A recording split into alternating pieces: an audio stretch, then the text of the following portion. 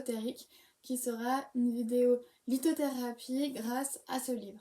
Je vous le montre brièvement parce que je vous l'ai déjà présenté, mais voici le livre duquel je vais tirer les connaissances de cette vidéo. Donc la dernière fois, je vous avais expliqué comment choisir ça ou ces pierres, comment les utiliser, où les placer. Aujourd'hui, je vais tout d'abord vous parler des différences en fonction des couleurs des pierres. Quelles sont leurs propriétés en fonction de leur couleur. Donc on va tout d'abord commencer avec les couleurs primaires et secondaires. Tout d'abord, les pierres rouges symbolisent la force, le dynamisme, l'énergie et le courage.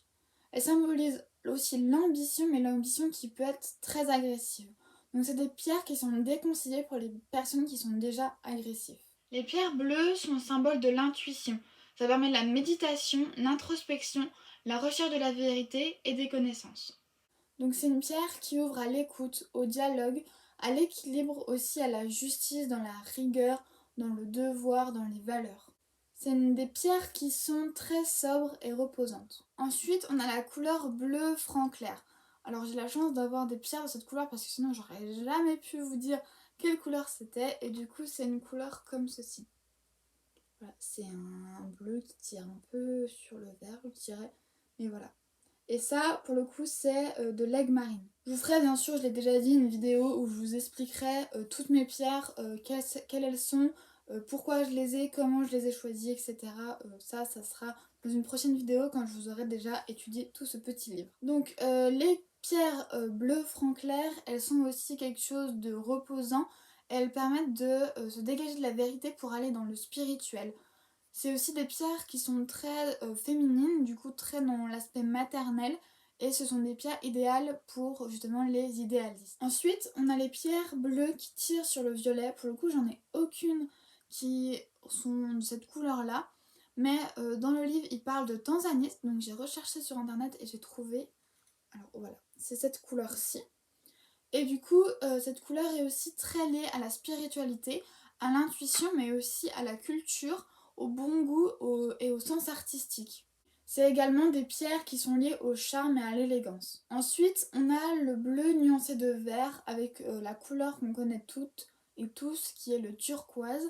Et cette couleur donne aux pierres le symbole de l'intelligence. C'est des pierres qui permettent de trouver l'équilibre, la stabilité. Elles permettent aussi également de faciliter les relations sociales et de favoriser le dialogue.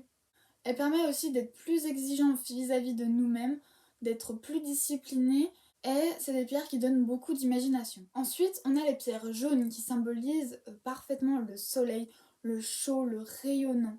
C'est la couleur du bonheur, de la gaieté et de l'intelligence. Les pierres qui du coup ont une couleur jaune, elles précipitent les événements. Elles sont pas du tout dans la patience et du coup ça peut faire en sorte que des événements arrivent. Ensuite, on a la couleur violette avec par exemple l'améthyste, que voici. Et cette couleur, c'est l'élévation spirituelle. Les pierres violettes ne favorisent pas du tout la prise de décision parce qu'elles sont dans un monde très spirituel justement. En fait, toutes les pierres violettes, c'est plus des pierres qui vont nous permettre de réfléchir plutôt que d'agir. Ensuite, on a la couleur orange qui est la couleur associée au plaisir matériel. C'est une pierre qui est très conviviale, amicale, bavard. Cette pierre permet d'avoir un regain de jeunesse et de curiosité.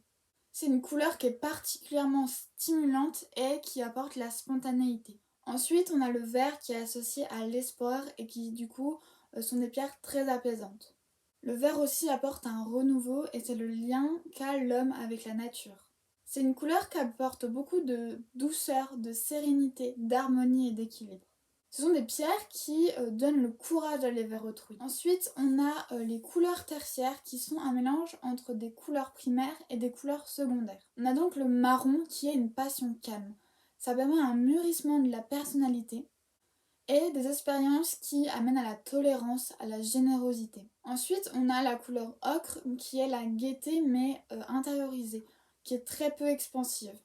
C'est le bonheur qui est apprécié parce qu'il est doux, il est calme. On a ensuite le brun qui est bien sûr la couleur de la terre et qui du coup vient s'enraciner.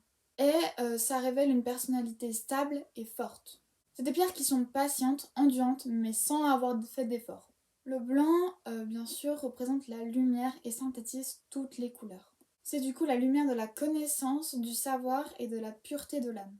A contrario, le noir vient absorber la lumière et permet en fait d'avoir quelque chose de très terre à terre.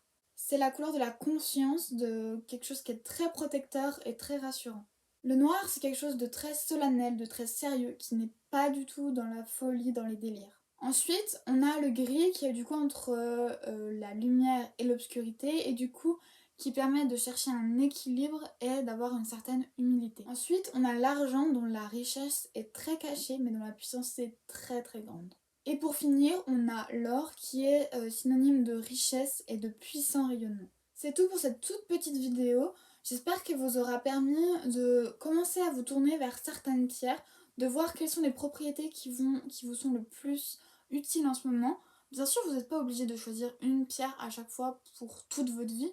Vous pouvez choisir une pierre en fonction du moment de votre vie et de ce que vous avez besoin. La prochaine fois, je ferai le lien entre deux thèmes ésotériques que j'aborde, qui est l'astrologie et la lithothérapie. Sur ce, je vous dis à après les vacances. Je fais une petite pause de 2 semaines parce que niveau emploi du temps, je ne peux malheureusement pas caler les vidéos et je préfère vous faire des vidéos qualitatives et non pas quantitatives et bâclées.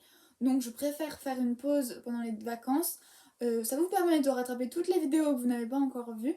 Et de mon côté, ça me permet de faire une petite pause, de me reposer et de revenir en meilleure forme et peut-être avec un petit paquet de vidéos déjà filmées et de pouvoir être plus sereine pour la suite.